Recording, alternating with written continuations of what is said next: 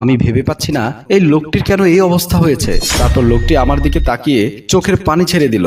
উনি আমাকে চিনতে পেরেছে।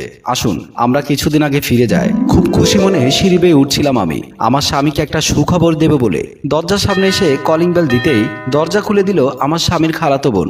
মায়া এই বাড়িতে ছোট থেকেই বড় হয়েছে। মায়া আমাকে অনেক বেশি ভালোবাসতো। আমি জিজ্ঞেস করলাম, তোর ভাই কোথায়?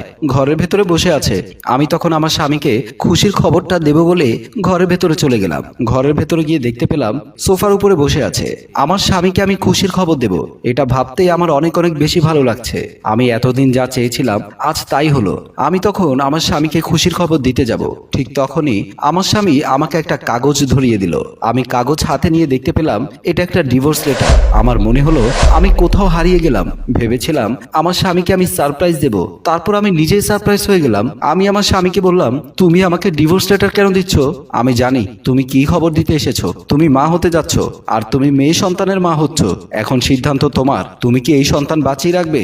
যদি তুমি এই সন্তান বাঁচিয়ে রাখো তাহলে তোমার এই বাড়ি থেকে বেরিয়ে যেতে হবে। আর যদি সন্তানকে মেরে ফেলো তাহলে তুমি এই বাড়িতেই থাকতে পারবে। এখন তুমি সিদ্ধান্ত দাও, তুমি কি